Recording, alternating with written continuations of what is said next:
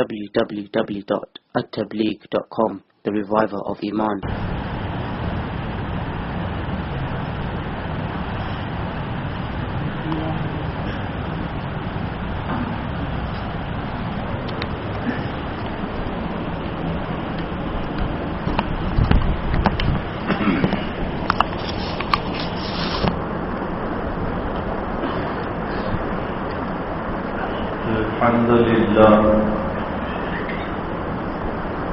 الحمد لله وكفى وسلام على عباده الذين اصطفى أما بعد أعوذ بالله من الشيطان الرجيم بسم الله الرحمن الرحيم والذين هم لفروجهم حافظون صدق الله العظيم اللهم صل على سيدنا محمد وعلى آل سيدنا محمد وأصحابه وأزواجه وبارك وسلم.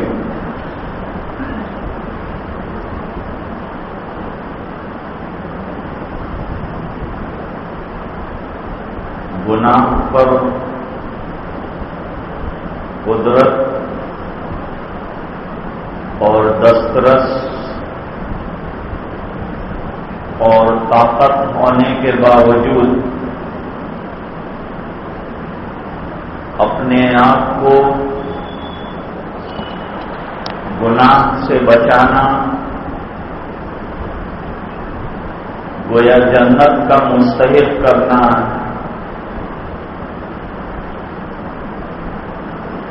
اور قرآن کریم میں اور احادیث شریفہ میں اس کی بڑی بشارتیں اور اس پر بڑے وعدے آئے.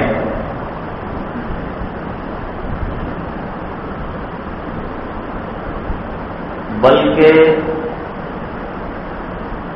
نفسانی خواہش کو کنٹرول میں رکھتے ہوئے گناہوں سے بچاؤ والی زندگی گزارنے پر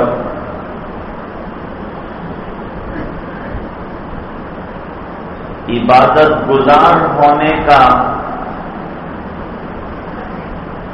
بھی اشارہ حدیثوں میں دیا گیا ہے. اسلام میں کثرت عبادت پسندیدہ تو ہے کہ آدمی زیادہ عبادت کرے، اس سے زیادہ اس بات کی ضرورت ہے کہ جو عبادت کی ہے وہ گناہوں کے ذریعے سے ختم نہ ہو جائے اور وہ بچ جائے.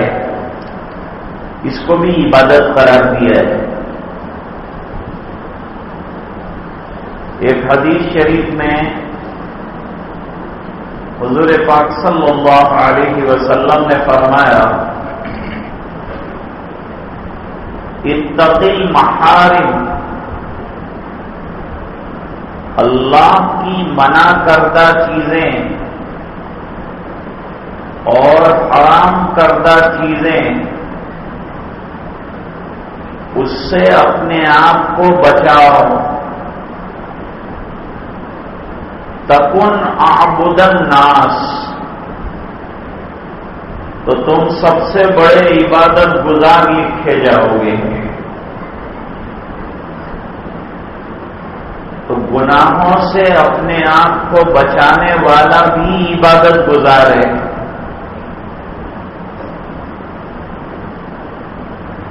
کیونکہ ادھر نیکی کرے گا ادھر مختلف قسم کے گناہ اس کی نیکیوں کو کھا جائیں گے. تو اللہ کے یہاں اس کے پاس اجر کا کوئی توشہ اور کوئی ذخیرہ اور کوئی سرمایہ باقی نہیں رہ جائے گا. اس بنا پر جتنی عبادت کرنے کی ضرورت ہے اتنا ان عبادتوں کو گناہ سے بچانے کی ضرورت ہے، تاکہ اس کی برکت سے اللہ تعالی جنتی بنا دیں۔ قرآن کریم میں 18ویں پارے میں اللہ تعالیٰ فرماتے ہیں والذین هم لفروجہم حافظون،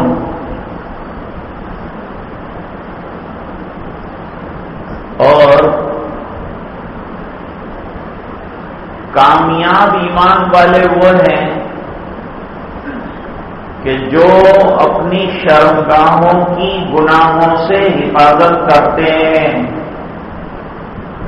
اپنے آپ کو بچاتے ہیں۔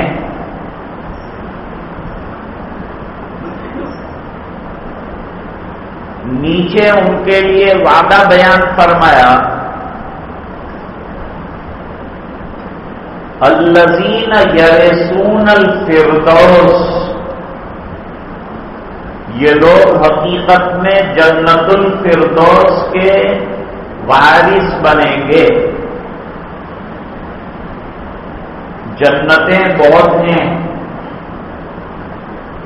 جنت النعیم ہے، جنت الماوا ہے، اعلی درجے کی جنت جنت الفردوس ہے۔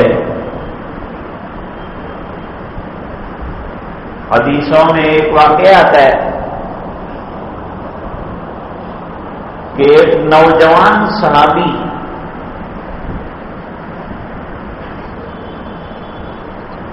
والدہ کے کہنے پر خود تو تیار تھے ہی، لیکن غزوہ بدر کا اعلان ہوا، یعنی حضور نکلنے والے تھے قافلے کو تعاقب کرنے کے لیے، کون چلے گا، کون تیار ہے؟ تو 313 افراد تیار ہوئے، ان میں ایک نوجوان صحابی حضرت حارثہ بھی ہیں۔ انہوں نے بھی اپنے آپ کو لے جا کر آقا نامدار جناب رسول اللہ صلی اللہ علیہ وسلم کی خدمت میں پیش کیا۔ حضور میں بھی چلنے کے لیے تیار ہوں، اللہ کے راستے میں جان دینے کے لیے اور میدان کارزار کے لیے میں بھی تیار ہوں۔ چلے گئے، نوجوان ہیں، نوجوانوں کا جذبہ دیکھیے کیا ہونا چاہیے، عبادت کا جذبہ ہے، جان دینے کا جذبہ ہے، دین کے لیے قربانی کا جذبہ ہے۔ آج جوانوں کے اندر اس جذبے کی ضرورت ہے۔ ہمارے جذبات عبادت کے، گناہوں سے بچنے کے سرد ہو گئے، دنیا کمانے کے گرم ہو گئے۔ صبح سے اٹھتے ہیں، دنیا کیسے کمائی جائے، کیسے حاصل کی جائے، زیادہ سے زیادہ مال کہاں سے حاصل کیا جائے۔ منع نہیں ہے، دنیا کمانے کو نہ نہیں کہا ہے۔ حدیث پاک میں فرمایا طلب و کسب الحلال فریضۃ بعد الفریضہ، حلال کمائی کی طلب کرنا یہ فرض نمازوں کے بعد ایک فریضہ ہے، اور اس پر بھی اللہ تعالیٰ اجر دیتے ہیں کہ ہم اپنی اولاد کو، اپنے گھر والوں کو حلال لقمہ کھلائیں اور حرام سے ان کو بچائیں۔ اس پر بھی اللہ تعالیٰ اجر دیتے ہیں، ثواب عطا فرماتے ہیں۔ کرتا ہے دنیا کا کام لیکن نیت اچھی رکھتا ہے، اس بنا پر اللہ تعالیٰ اس پر اجر اور ثواب عطا فرماتے ہیں۔ تو یہ نوجوان کا جذبہ دیکھو کہ ابھی شادی ہوئی نہیں ہے، ابھی بہت سے ارمان اور تمنائیں باقی ہے، جان جوکھوں میں اپنے آپ کو ڈال رہے ہیں، اور اللہ کے دین کے کام میں آ جائے میری جان تو اس کو اپنے لیے سعادت سمجھتے ہیں۔ چلے گئے اور ایک چشمے پر پہنچے، اور اس چشمے پر پہنچ کر مشکیزے میں پانی بھر رہے تھے۔ ماؤں کی تمنا ہوتی ہے میرے بچے کو دلہا بنتے ہوئے دیکھوں، سنورتے ہوئے دیکھوں، دلہن کو لے کر آتا ہوا دیکھوں، یہ سب تمنا ایک ماں کی ہوتی ہے۔ اور ایک یہ ماں ہے کہ اس کو آخرت کا دلہا بنا کر نکالا ہے، اور اس کو جنت ملنے کی بشارتیں سنائی جا رہی ہیں کہ یوں قربان اگر اللہ کے راستے میں ہوئے تو اللہ یوں جنت دیں گے، تیرا بیڑا پار ہو جائے گا، میرا بیڑا بھی پار ہو جائے گا، مجھے بھی اللہ کے دربار میں سرخرو ہونے کا موقع ملے گا۔ وہ مشکیزے میں پانی بھر رہے تھے کہ اچانک ایک تیر آیا۔ حدیثوں میں ہے کہ اجنبی سا تیر تھا جو گلے میں آ کر پیوست ہو گیا، زخم اتنا گہرا ہوا کہ جانور نہ ہو سکے، اور جام شہادت نوش کر لیا۔ جام شہادت نوش کرنے کے بعد بدر کے میدان ہی کے اندر ان کو دفنایا گیا۔ میدان میں اللہ نے کامیابی عطا فرمائی، اور واپسی میں لشکر جو ہے کامیابی کی خوشی مناتا ہوا آیا۔ تو اس نوجوان کی والدہ بھی آئی، مسجد نبوی شریف میں اوپر سے نیچے تک ایک بڑی چادر اپنے اوپر لپیٹی ہوئی ہے۔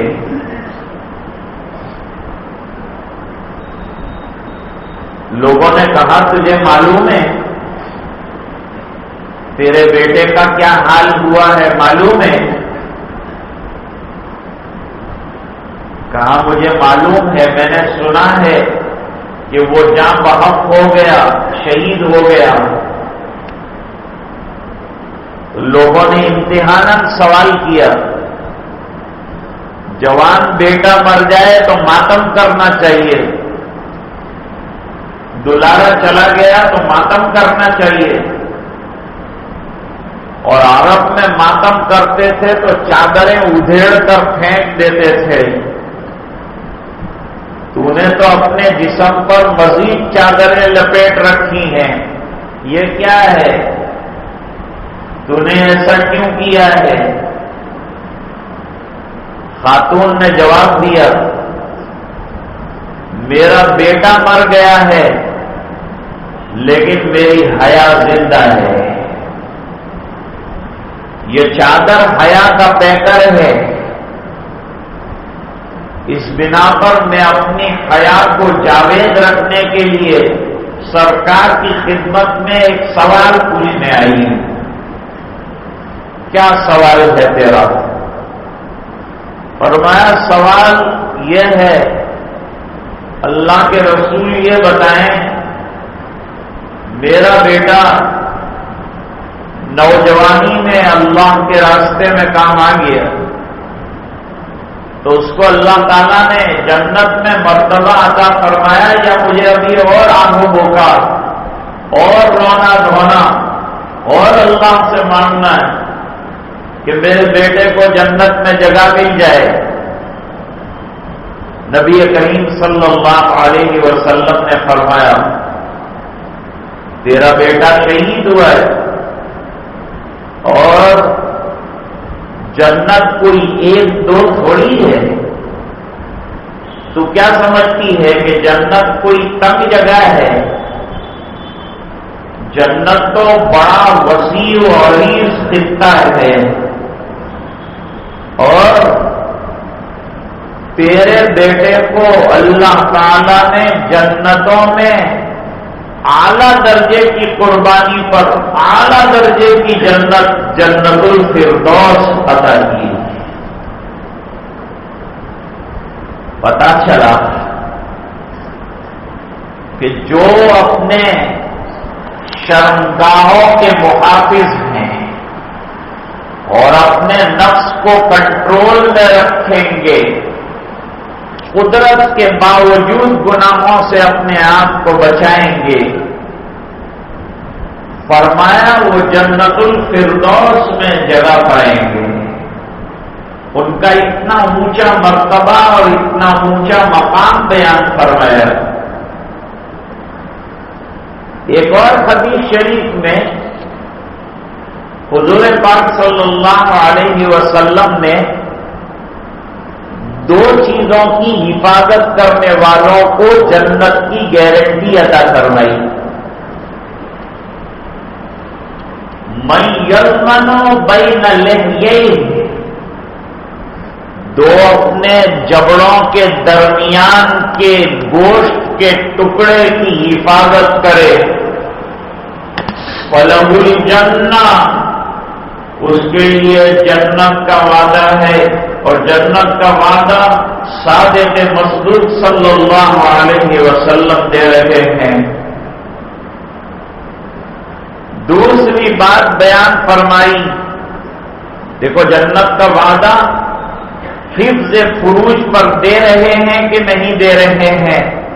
ادھر قرآن کا وعدہ میں نے آپ کے سامنے ذکر کیا، ادھر حدیث میں حضور پاک صلی اللہ علیہ وسلم نے فرمایا جو شخص اپنے پیروں کے درمیان گوشت کے ٹکڑے یعنی شرمگاہ کی حفاظت کی ضمانت اور گارنٹی دے دے، اس کے لیے میں جنت کی گارنٹی دیتا ہوں۔ کتنا بڑا وعدہ فرمایا ہے۔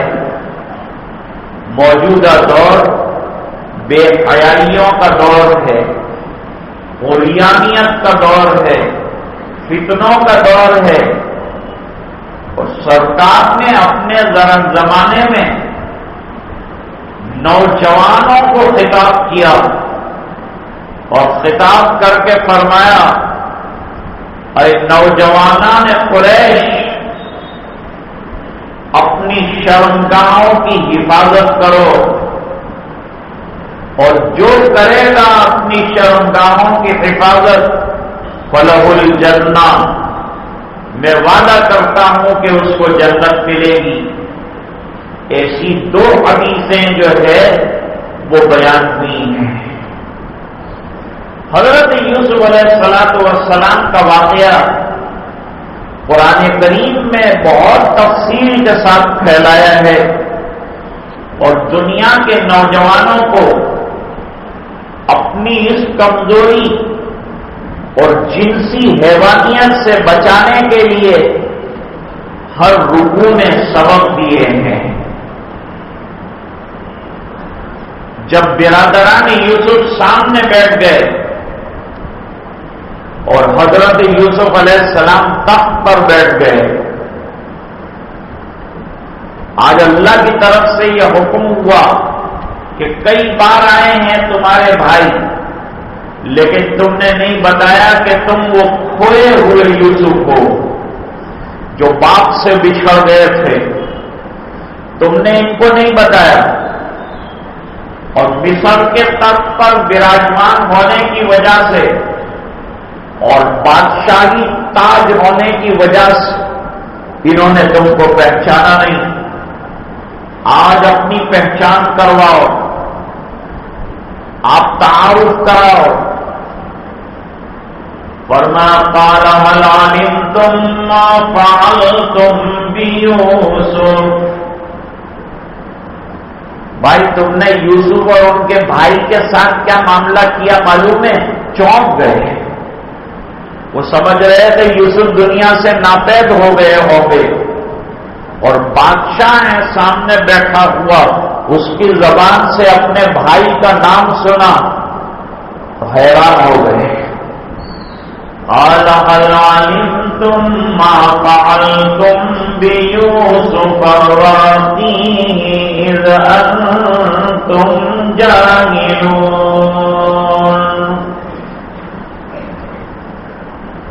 تم نے یوسف اور اس کے بھائی کے ساتھ ناواقفی میں کیا کیا؟ تمہیں معلوم ہے؟ وہ تو جانتے ہی تھے سب. اب انہوں نے غور کرنا شروع کیا اور غور کرنے کے بعد حضرت یوسف کی شکل انہیں نظر آنے لگی بادشاہ میں.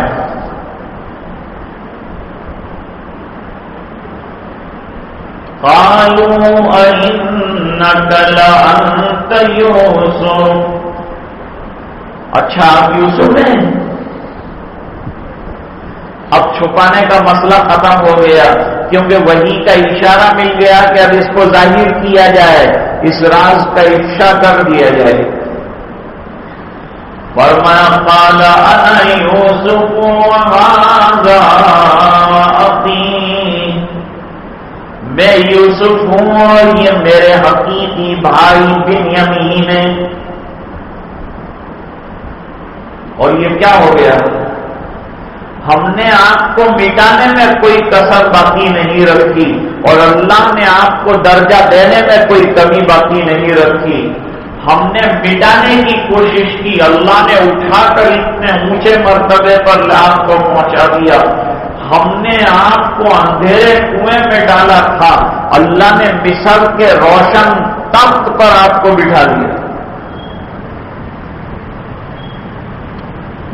ایسا کیوں ہوا؟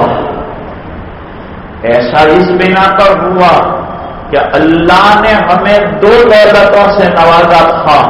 وہ 2 دولتوں کی وجہ سے اللہ تعالیٰ نے ہماری حفاظت کی اور ہمیں مرتبہ عطا کیا. یہ ہماری کامیابی کا راز ہے، یہ ہر جوان کی کامیابی کا راز ہے. نکاحوں کو سادہ کرو، مضبوط کرو، طلاق کا نظام کم ہو جائے گا. طلاق ثلاثہ کا بڑا مسئلہ جو ہے وہ چل رہا ہے کہ بھئی یہ 3 طلاقیں کل عدم قرار دی جائیں. علماء سے رجوع کرنا پڑے گا، پوچھنا پڑے گا، علماء ہی سے تعلق قائم کرنا پڑے گا، معلوم کرنا پڑے گا کہ 3 دینے سے کیا کل عدم قرار پاتی ہے. کیا کورٹ کہے گی تو ہم مانیں گے یا ہم شریعت کی بات مانیں گے؟ یہ بات ہم کہتے ہیں کہ ایک ساتھ 3 طلاق دینا بری بات ہے. رکو، اس سے بچاؤ اپنے آپ کو، لوگوں کو سمجھاؤ، علماء کے پاس لے جاؤ. ایک ساتھ 3 طلاق مت دلاؤ. یہ سب باتیں اپنی جگہ ہیں، لیکن اگر دے گا تو واقع ہوگی کہ نہیں؟ شریعت کہتی ہے کہ وہ واقع ہو جائے گی، اور شریعت کے اندر مداخلت ہمیں عدالت کی بھی منظور نہیں اور حکومت کی بھی منظور نہیں. ہم مانیں گے تو شریعت کو مانیں گے. ہمارے آرڈیننس میں اور ہمارے دستور میں ہمیں اپنے دین پر عمل کرنے کی اجازت ملی ہوئی ہے، آزادی ملی ہوئی ہے، اور ہم یہ آزادی کا استعمال کریں گے. اور جو دخل اندازی کرے گا اس کے ساتھ مقابلہ بھی کریں گے، اور اپنے مسائل کو دوستوں علماء کے پاس لے جاؤ اور ان سے حل کراؤ. دارالقضا قائم کرو، اس میں حل کراؤ. عمارت شرعی میں لے جاؤ، اس کے اندر مسائل کا حل کراؤ. نہ جانا پڑے گا عدالت کے دروازے پر، نہ ان کی بات ماننی پڑے گی. اب کوئی کہتا ہے قرآن کے اندر طلاق ثلاثہ نہیں ہے، تو قرآن کے اندر تو مغرب کی 3 رکعت بھی نہیں ہے، تو کیا چھوڑ دیں گے ہم لوگ؟ قرآن کے اندر فلاں ہر چیز قرآن کریم میں ہونا ضروری نہیں ہے. ہمارے نبی کی اور قاعدہ ہے، ائمہ اربعہ یہ کہتے ہیں 3 طلاقیں دے گا تو 3 ہی واقع ہوں گی. 3 گولی ماری اور کہا نہیں مان لو کہ میں نے 1 ماری ہے. 1 گولی سے کام چل جاتا ہے. 3 کا استعمال کیوں کرتے ہو یہ تو دوسری بات ہے، لیکن 3 کو 1 کہا جائے دنیا اس کو تسلیم کرنے کے لیے تیار نہیں ہے. اس سلسلے میں عدالت کے ہم جو ہیں احترام کرنے والوں میں ہے، ان کے قوانین اور اس کی عظمت کو ماننے والوں میں ہے، لیکن شریعت کے اندر دخل اندازی ہمیں منظور نہیں ہے.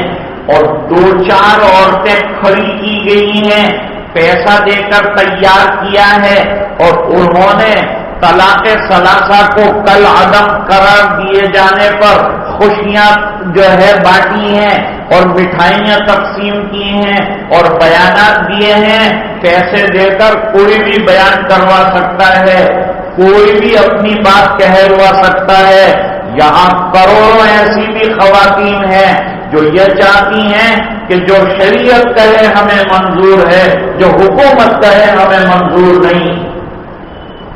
ہم حکومت کے بل بوتے پر نماز نہیں پڑھتے، ہم حکومت کے بل بوتے پر اسلام قبول نہیں کیے ہوئے ہیں.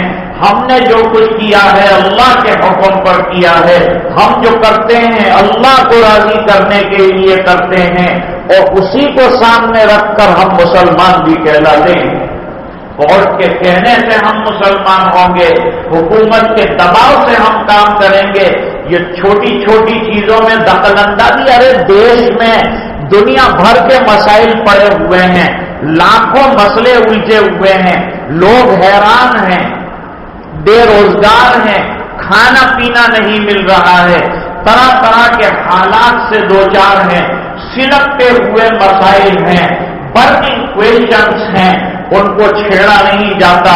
ان کو نظر آتے ہیں اور ہم نظر آتے ہیں، ان کو نظر آتا ہے اور ہمارا مسئلہ نظر آتا ہے. کیا اس دیش کی ترقی کا سب دار و مدار طلاق ثلاثہ پر آ گیا؟ سب اسی سے جڑا ہوا ہے، سب اسی سے وابستہ ہے. ضرورت پڑے گی تو ہم کو راستے پر بھی آنا پڑے گا، اور ضرورت پڑے گی تو ہم کو باہر بھی نکلنا پڑے گا.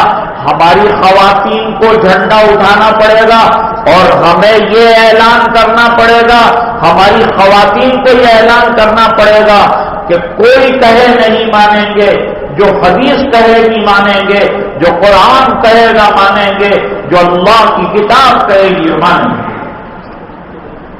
اس کے لیے اگر ضرورت پڑے گی تو خواتین کے جلوس بھی راستوں کے اوپر نکالے جائیں گے.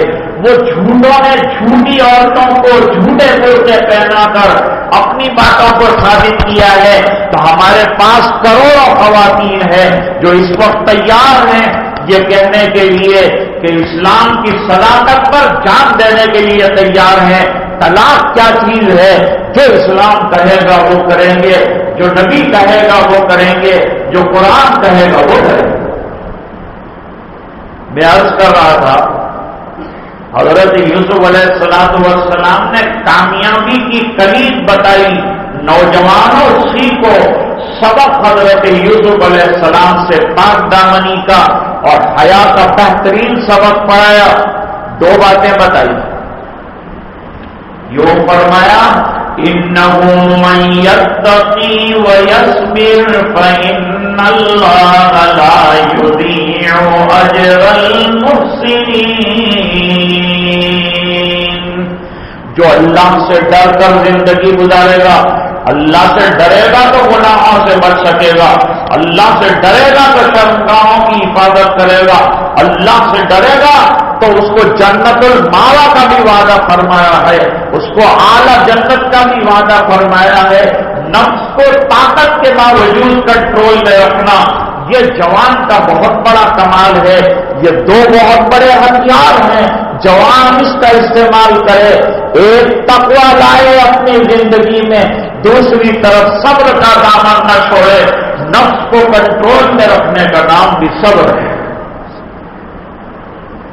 کیا فرمایا؟ إِنَّهُ مَن يَتَّقِ وَيَصْبِرْ فَإِنَّ اللَّهَ لَا يُضِيعُ أَجْرَ الْمُحْسِنِينَ. اور قرآن کریم میں دوسری جگہ فرماتے ہیں وَأَمَّا مَنْ خَافَ مَقَامَ رَبِّهِ وَنَهَى النَّفْسَ عَنِ الْهَوَىٰ فَإِنَّ الْجَنَّةَ هِيَ الْمَأْوَىٰ۔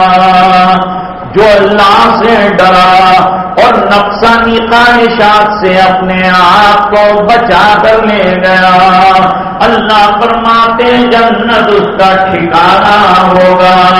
میں نے کہا تھا قرآن میں بھی وعدہ کیا ہے خواہشات نفسانی پر اپنے آپ کو کنٹرول میں کرنے کا کہ اللہ جنت عطا فرمائیں گے، اور احادیث بھی ہمارے سامنے ہے، 2 حدیثیں بھی آپ کے سامنے اس سلسلے میں پیش کی گئی ہیں۔